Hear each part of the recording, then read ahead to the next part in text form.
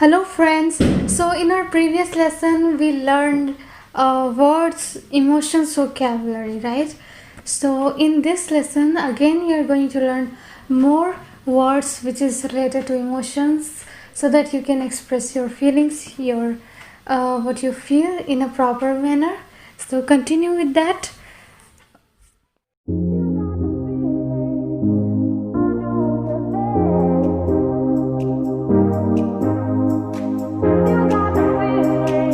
So first is inquisitive. Inquisitive means having a inquiring mind. So you know what inquiry means? When someone came to your house for an inquiry, and when someone goes somewhere for an inquiry just to take what is going on there, just to know, just to take some news what is happening around. So that person have a very inquiring mind. So that person is called inquisitive, someone who have an inquiring mind. So a guy who knows all everything about what is happening in politics, everything about the film industry. So that person have a very inquisitive, that person have an inquiring mind, who try to inquire what is going on there, what is happening there, what is happening around them. So that person have an inquiring mind, that person is very inquisitive. Okay, this is what inquisitive means, have a inquiring mind. Okay. Next is quick-witted. Now can you guess what quick-witted means? I think you can guess by listening by the way I am pronouncing this word and how to spell it, and it sounds like quick-witted. So which means if someone is quick-witted, they respond quickly, right? So for example, some politicians are very quick-witted. If you asked any question, if any news reporter asks any question to a politician, they reply quickly. So that person is very quick-witted, they reply quickly. Okay, this is what quick-witted means. So someone who has a who is very quick-witted, who responds quickly. It doesn't mean that you text someone and that person respond you quickly. You texted hi and other person is texted back you hi at the very moment when you texted them. It doesn't mean that someone is responding like that. It means when you ask the question to someone and that person quickly replied to you of that question, quickly give you an answer. This is what quick-witted means. That person is respond you quickly. So some politicians are very quick-witted. Okay, so our next word is astute. Astute means someone who is good at solving difficult problems, difficult puzzles is an example of astute. So for example, you can say she was astute enough to realize that Edie is just doing his mother's bidding. So she was astute enough to realize. So she was astute enough means she was good enough to solve difficult problems, to solve difficult puzzles. This is the example of astute, when someone is good at solving problems. Okay, this is what astute means. Our next word is assertive. You know, assertive means a person who is very bossy, who always give you an order, do this, do that, but in a very positive way, right? In a positive way, when someone is assertive, they are giving you they are giving you right direction.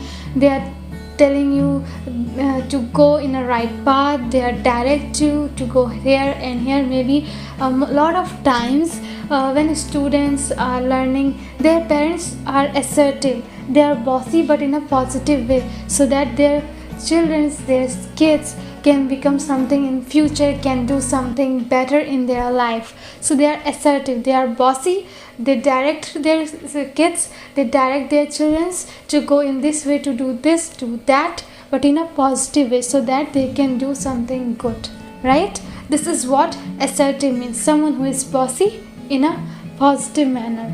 Don't take it in a negative way. Okay, it's a positive word. Next word is cool-headed. Cool-headed means, you can replace this word from composed. It means you are calm, you are very calm in difficult situations. When sometimes there are kind of people who are in difficult situation, they are where they start getting anxious, they feel they are very concerned, they are very worried about what will gonna happen, they are a bit apprehensive, they fearful, they scared, and they started thinking, instead of thinking what's the solution of this problem, they stuck in the problem. So they stuck thinking about why this happened and why this is happened today, why I'm only the person who is dealing with this problem.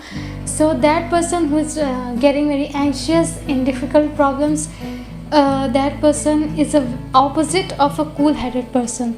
So when you are calm in difficult situation, is the meaning of cool-headed. When you are when some difficult situations come in front of you, and you just face that difficult situation in a very calm manner, you're not being anxious, you're not very scared, you're not fearful, you're easily solving the problem, you're thinking about the solution in a very calm manner. This is what cool-headed means, a composed person. And next is level-headed, which means rational person who love to talk about the facts in a rational way. They are not talking about the person what is good, what is bad in a personal way. They talk about the fact which is true in a rational way. So that person is level-headed. You can use, instead of just always using rational, you can replace level-headed. Okay, so next is reliable. Maybe you have heard many times this word, maybe in advertisements, and when someone came to your house, a merchant or any shopkeeper who came to your house to sell their products, they always tell you that this is reliable, which means always on time, they don't break promises. So it's a reliable machine, so it's always on time, it's working properly. It don't, like if someone tells you it goes 5 years guarantee in this machine, so it work on 5 years, it don't break promise. So this machine is reliable. So you can use for person as well, who is reliable. So a person who is on time, who never breaks any promises, a person who is reliable person. Okay, next is mortified. Mortified means subdue the body or its needs or desire. So subdue means when you control your desires. You want to eat water balls. You know what water balls is? Everyone likes to eat, right? I'm sure you also like. So water balls, if you want to eat something like funnel cake and pastry, pancake, whatever you like to eat, and you're trying to subdue, you are avoiding because you're on diet, and you want to eat water balls, you want to eat chocolate, you want to eat sweets, and you are subduing your desire. So your body needs, your body desires, your body wants to eat something sweet, but you are subduing your body, you are mortifying it. So this is what mortify means. When you need your body or desire and you are trying to subdue, so you are trying to mortify it by self-denial or discipline, because that person is very disciplined, that person is very fitness freak, very conscious about their health, so they're not gonna eat anything which is bad for their health.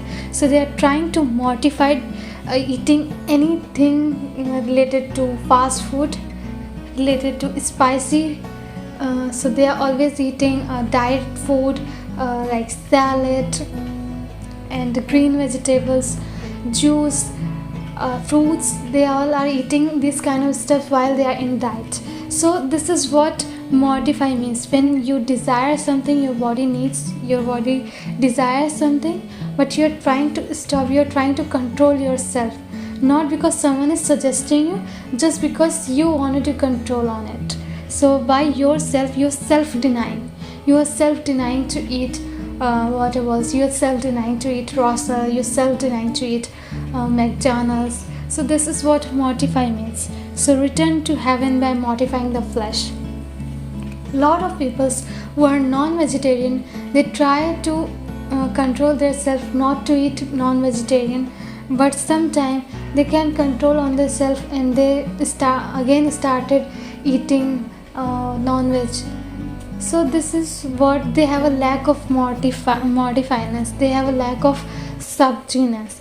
you can see. So this is what mortify means: the body or its needs and desires you can subdue by self-denial or discipline, because you are a very disciplined person. You don't want to do this and that in your life, and you're trying to control yourself. You're not doing anything wrong, you are trying to mortifying those things, and you are living a very disciplined and calm, very disciplined life you are living. So this is what mortifying means: when you're trying to control your desires. This is what mortify means. And there is one more meaning of mortify, which means to cause someone to feel embarrassed. So when someone feel embarrassed, like she was not mortified to his friend in New York City, so she was not mortified to his friends. Maybe sometime kids at the party, they do such kind of things which makes their parents feel mortified. They make their parents embarrassed because of some activities.